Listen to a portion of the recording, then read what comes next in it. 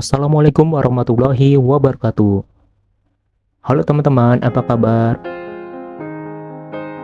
Kembali lagi di channel saya. Di video kali ini, saya akan mengajak teman-teman melakukan perjalanan sejarah berikutnya di sebuah museum yang terletaknya di Jalan Gajah Mada.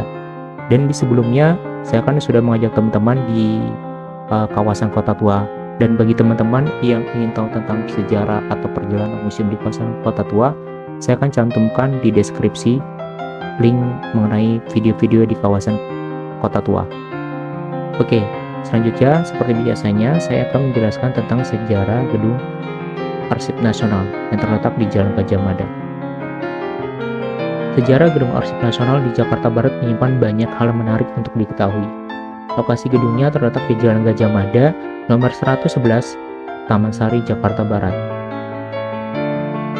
Gedung Arsip Nasional memiliki sejarah cukup panjang, yaitu pernah digunakan untuk berbagai peruntukan seperti tempat tinggal, gereja, dan lainnya. Arsitektur bangunan masih terlihat kental peninggalan Eropa yang megah di masanya, yakni campuran antara gaya Renaissance dan pengaruh Barok Rokoko Louis XV. Gedung ini dibangun pada abad ke-18 atau sekitar tahun 1750 oleh Gubernur Jenderal VOC Renier de Groot. Saat itu gedung masih bernama Villa Molenville. Di sekitarnya dibangun parit yang dalam guna mempertahankan dari serangan Banten atau Mataram.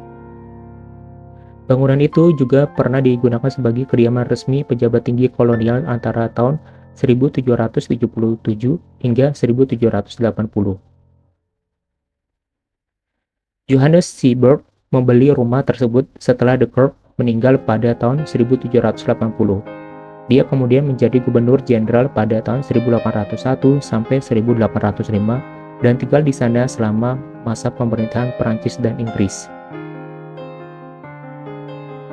Dalam sejarahnya, Gedung Arsip Nasional sempat berpindah-pindah kepemilikan, yakni dari Johannes Seaberg ke Lambertus Zegers, Beckens, lalu ke Johann Cornelis Meyer hingga ke Lender Miero.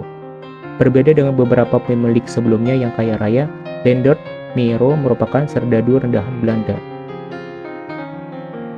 Niatnya membeli rumah ini dipicu rasa dendam pada sang pemilik rumah 30 tahun sebelumnya, yakni de Groot. Di sana dia pernah dihukum 50 cambukan rotan karena tertidur saat jaga piket menjaga pintu gerbang. Sejak itu dia bersumpah apabila memiliki uang akan membeli rumah tersebut. Masih menyimpan dendam, setiap 15 tahun sekali, Miero mengundang khalayak untuk merayakan pemukulan dirinya di halaman Villa Molenville. Selepas kematian Miero, Villa Molenville dijual kepada College van der Hervormd dan dirombak untuk dijadikan gereja dan panti asuhan.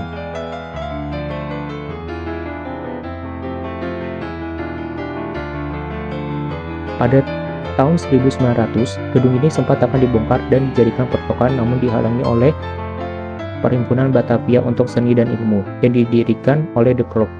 Setelah itu, gedung ini dimanfaatkan sebagai kantor Departemen Pertambangan Pemerintah Kolonial dan kemudian menjadi Landschap Arsip Negara pada 1925. Gedung ini sempat terancam dibongkar lagi pada tahun 1952.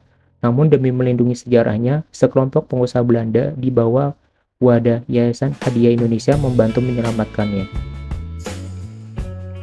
Yayasan tersebut membeli gedung tersebut kemudian dijadikan hadiah ke-50 Republik Indonesia.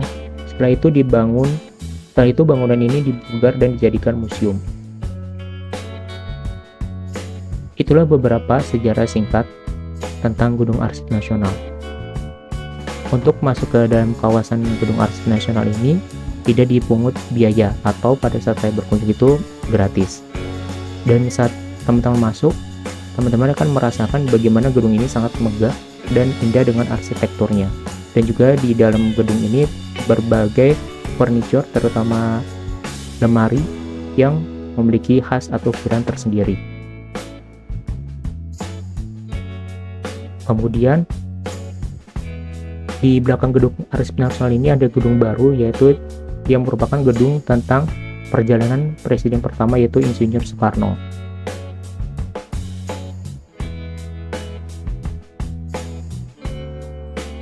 Yang menariknya dari gedung ini yaitu di taman belakang atau di tengah tamannya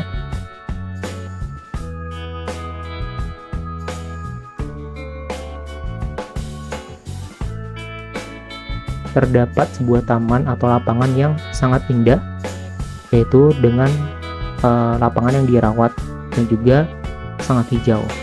Itulah beberapa sejarahnya. Selanjutnya teman-teman akan menikmati perjalanan di Gedung Arsip Nasional. Selamat menyaksikan.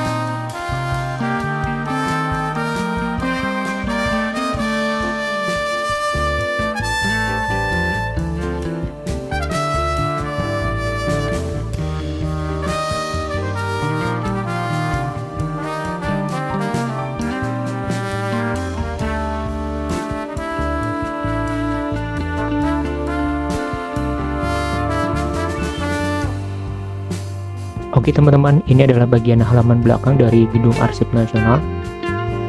Ini adalah bagian belakangnya, ada tamannya dan juga ada beberapa bangunan.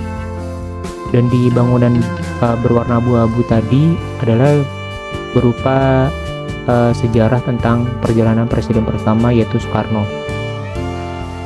Nah, ini adalah bagian pertamanya, ya ini adalah di lantai pertama. Ketika teman-teman masuk, teman-teman langsung dilihatkan atau disuguhkan dengan berbagai macam foto-foto tentang presiden pertama Insinyur Soekarno.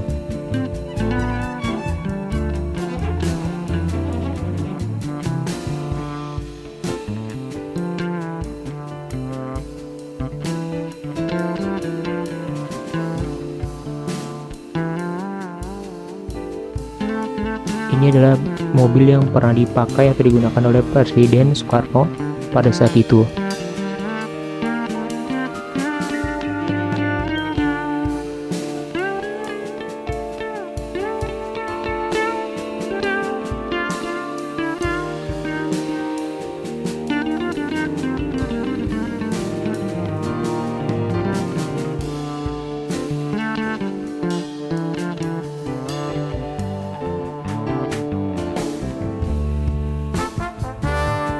Dan ini adalah sebuah replika penjara pada saat Bung Karno di penjara.